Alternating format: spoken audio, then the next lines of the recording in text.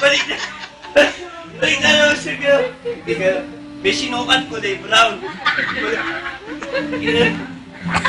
Ate Joy, ito ang bagay sa'yo. Pilin mo na ngayon yan. Sabi niya naman, hindi. Ang plano naman, sa January 4 pa naman ang ano yun. Hindi, Joe, baka mamaya mawala na yan.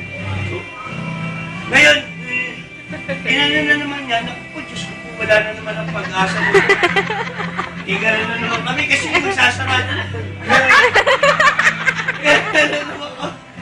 Alam mo, tumakas kami sa ano na, ito na, may taxi. Gusto ko, mag-taxi na kami, di ba? Tayo naman sanay tayo mag-taxi. Panilagpasan. Nilagpasan yung taxi. Tapos ito, sakay naman kaming Apex. Sakay kaming Apex. Hindi, sakay na kami. Punta na tayo, Ate Jo, Shopwise, di ba? Sabi ko sa'yo, Shopwise, di kami. Kwentuhan. Lakad kami.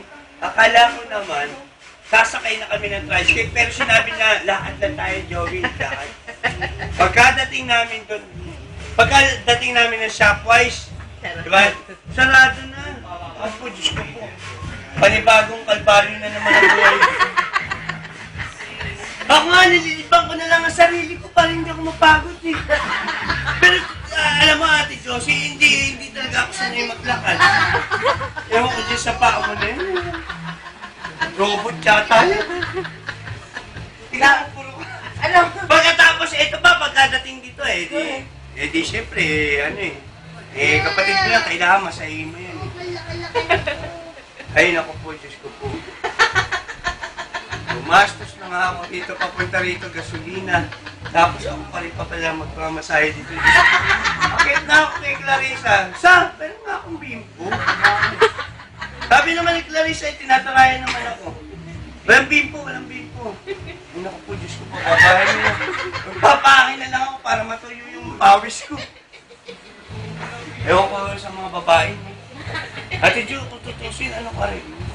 Yun nagmano, parang robot ang paa.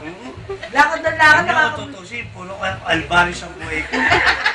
At least kasi sila. Alam mo, iinom na lang ako. Pagka uminom ako, tulog na. O Joey, atin mo pa ako!